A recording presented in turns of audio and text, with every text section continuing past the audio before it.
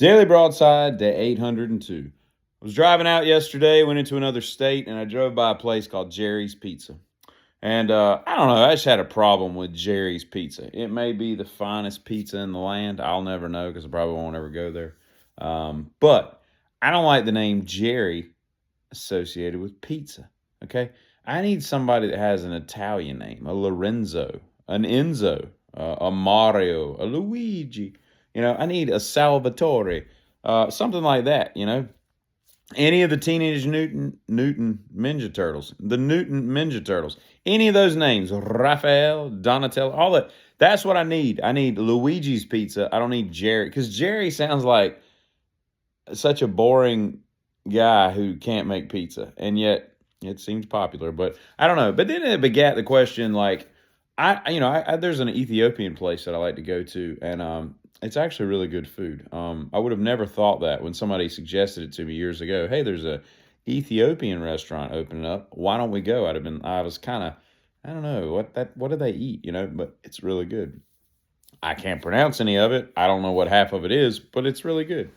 But I would be appalled if Luigi brought out my food. You know what I mean? Like, I want an Ethiopian guy, or at least someone who has lineage in that realm, to bring my food out. I don't want to go to a Hispanic joint and a Chinese man walk out and take my order. Like, I need a Hispanic guy. There's something about ethnic food like that that needs to be done by the people that are in that ethnicity. You go to a Japanese steakhouse. I don't want a black dude coming out of the back. I don't want a white girl coming out of the back. Like, it would be weird if they rolled that cart out to come out and dance around with salt shakers and knives and onions and stuff. I don't want a white chick flipping shrimp at me and catching it in her hat. That's all I'm saying. The Japanese people should be the ones making that. And I've been to one of those places before that I'm pretty sure one of those guys was Hispanic. And I'm not saying he's not a good teppanyakist, if that's the word for it. A teppanyaki connoisseur. I don't know what he is. I don't know. Anyway, I don't know. He might have been great. He was at another table. All I'm saying is, I just don't like the idea of a Hispanic guy doing teppanyaki. Is that wrong? No, I don't have anything against any of these people. I just want them to belong in their own ethnic, restaurants. But it begs the question: what are the hiring practices for these places? Because Hispanic joints and for the most part, Japanese steakhouses. In that Ethiopian place, I've never seen anything but black people working in there. So how do they get by with me as a white guy if I go to apply for a job and I'm like the best qualified? Like, I know everything about Ethiopian food. I've studied it. I can make it. I'm really good at it. And I'm sure those people exist that aren't Ethiopian by lineage. But how do they get by? Do they just toss it in the file and be like, yeah, we're not hiring him? Why? He's white.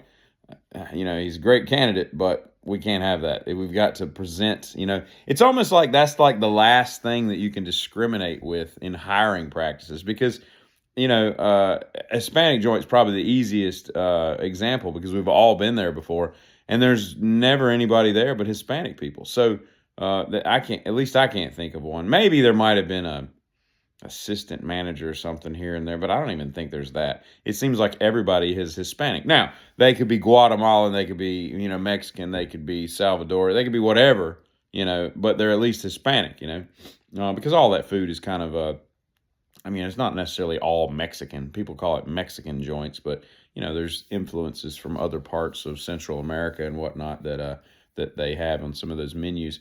But it makes you wonder, like, any other business.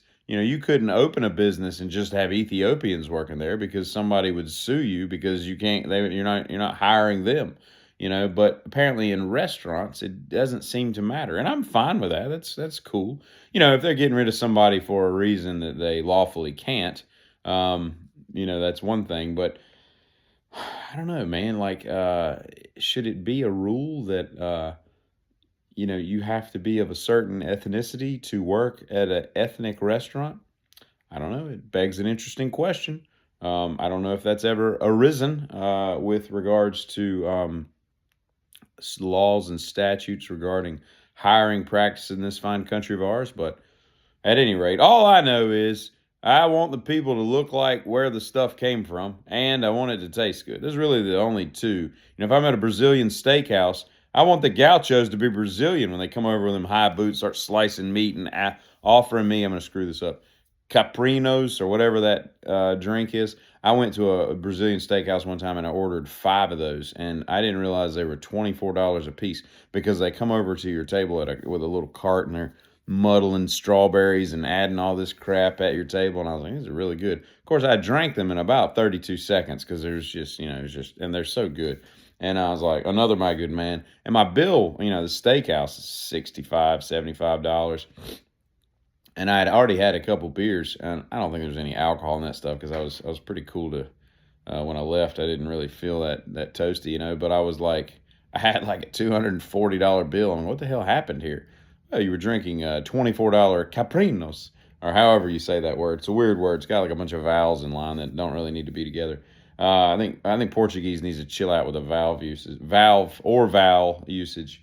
Lastly, I'd like to say that I don't know why there's so many people, particularly ones that are no longer with us. In fact, all these people that I'm about to list are no longer with us. But there's like certain people in this world. School shooters are a perfect example. They only have like one picture. Adam Lanza.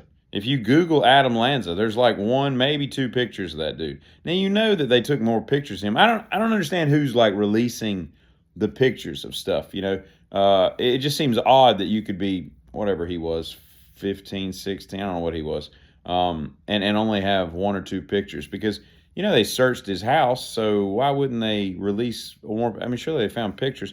Adam Walsh, the kid that was decapitated by Otis O'Toole and, maybe back in Florida that started the whole America's Most Wanted. There's like one picture of that kid. He was like 9.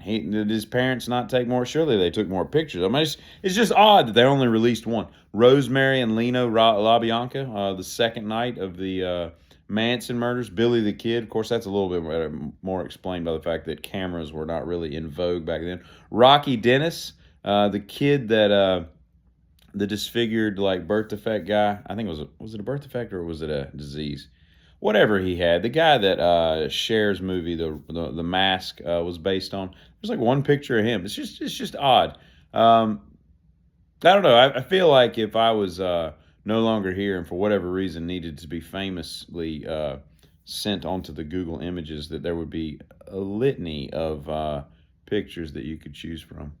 Anyway, y'all have a great Monday, Giddy.